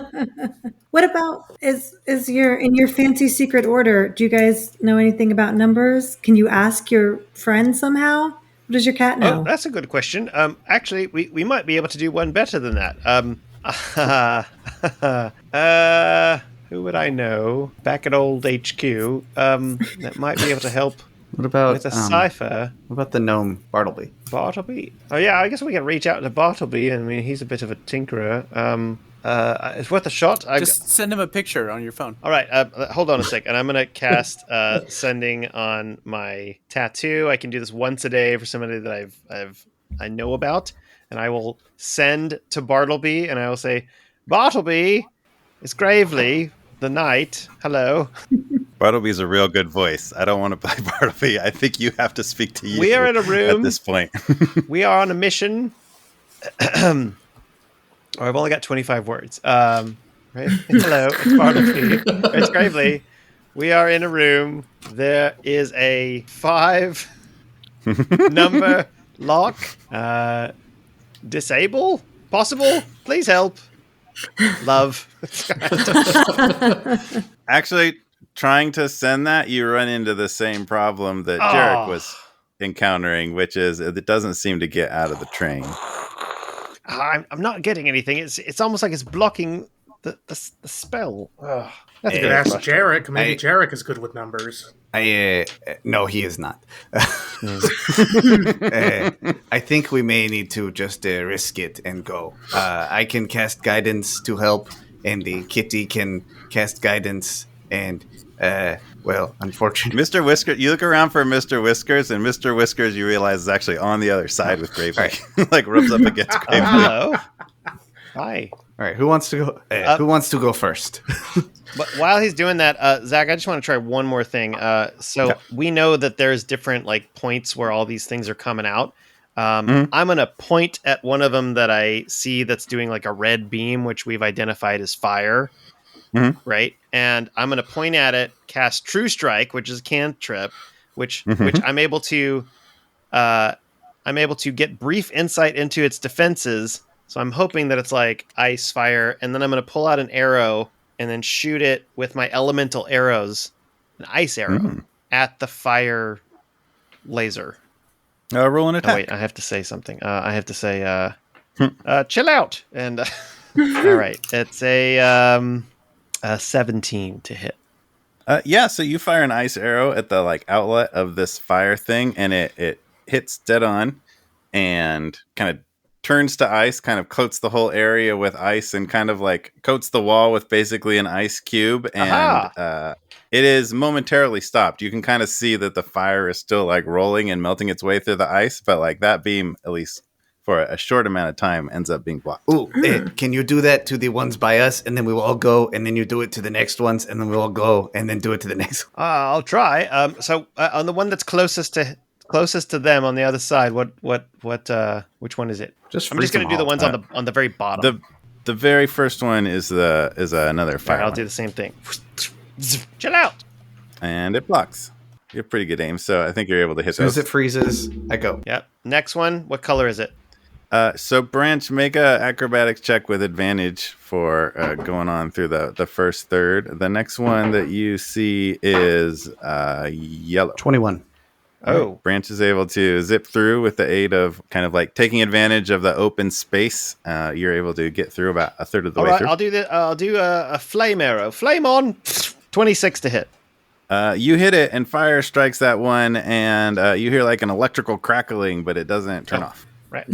Actually, it gets like suddenly like zzz, like a lightning Can bolt you, as freeze opposed that to just one a too? straight beam. I can try. I'll try shooting another one. Just At freeze the them all. same arrow. And just You gotta do freeze. a ground type. Chill out. The freeze arrow on the yellow one? Yeah. That works. Yeah, I think that one works momentarily. I go as soon Okay. as it is frozen. There's like a lot of electrical crackling on that side of things. It seems a little scary, but yeah, Branch, roll another acrobatics with advantage. 16. All right, you make it 2/3 of the way through. Pretty close. You're like about 10 feet from Gravely at this If point. there's an ice one, I'm going to use a firebolt, which is a cleric cantrip I can do. Ooh, nice. Yeah, you see a blue one at least, and Xander got hit with something gold you couldn't see, but you're guessing So did that one I. might be So, ice. okay, here we go. Come on, Mistra, here we go. And I shoot a mote of fire. Yeah, so roll an attack on that. This is kind of new. Spell attack. That's only going to be a 12. Oh, but I get advantage. That's only going to be a 12. That one, you hit it and it like stops for a second, and Branch goes and it like pops on just enough to scald Branch. So Or ice. that was what? Ice. That was That was an ice one. ice one. Yeah, so that's the same one actually Gravely got hit by. So Watch roll out a for that d8. one. Prickly. Roll a d8 and an acrobatics roll. No advantage. 21 and 3. Well, 3 and 21. All right, 3 damage and you're through with Gravely. Yay! This was great. Nice. Next. So if you want to kind of like that seemed to work reasonably well, and you're starting to figure out like how you could disrupt some of these. So if you want to bring everybody through along the same kind of like strategy, we can simplify the rolling structure from there. I'll continue. All right, so who's left over there? It's XX Tiburon. Let's get one of the rogues Lyra over and here Lyra so we and can start and picking Sandra. locks. Yeah, so XX Buddy Heart, make one acrobatics roll, one straight acrobatics roll. 22. Oh, you make it through without hitting anything. Good job. Flip. Guys, that was easy. I don't know what you're worrying about. Just do that. Who's next? I'm gonna cast Blink and just bloop, bloop, bloop. Like, just bloop my way over. All right. Xander's able to successfully, using the spell Blink, pop up on the other side. Oh, well, that's very nice Oh. for you that you can do Good for that. you. That's like Yeah. traveling through the ethereal plane, basically, right? Yeah. Yeah. Yep, that worked. But for the record, the darkness was an equally good idea. It was a great idea. Thank I you. mean, in theory, sure, but you know. I'll go next. Roll acrobatics. 15. All right, roll 1d6. 6. So you were able to make it most of the way through and just get slightly electrocuted by one of the last ones. Ah! And target. So take 1d8 lightning damage, and then you're through. Okay. You also can't take Oh. reactions till the end of your next turn. Won't be a problem. 8. All right, Tiburon, it's you again. You all alone. Actually, you look down, and the cat's like rubbing against your leg again. Mr. Whiskers has come back. Cast guidance on you, and make a. If you want to proceed along the same path, make your own acrobatics I'm check. gonna yell out first. Do I leave the barrel behind? Push it through. It's on wheels, right? I shove it. Go with God. No, use it as a shield on one side. Get in it and then push it off the wall. Ah. And Okay, so I shove it and then run right next to the barrel in like a squat run. Okay, make your acrobatics or athletics with advantage. Got it. 19. Plus D4. 23. All right. Well, remarkably, you're able to make it through without taking any damage. You definitely feel a few like singes and like crackles of electricity, but it doesn't do any damage. and the barrel gets absolutely thrashed. It is very much unmended, chopped apart. It's in several pieces.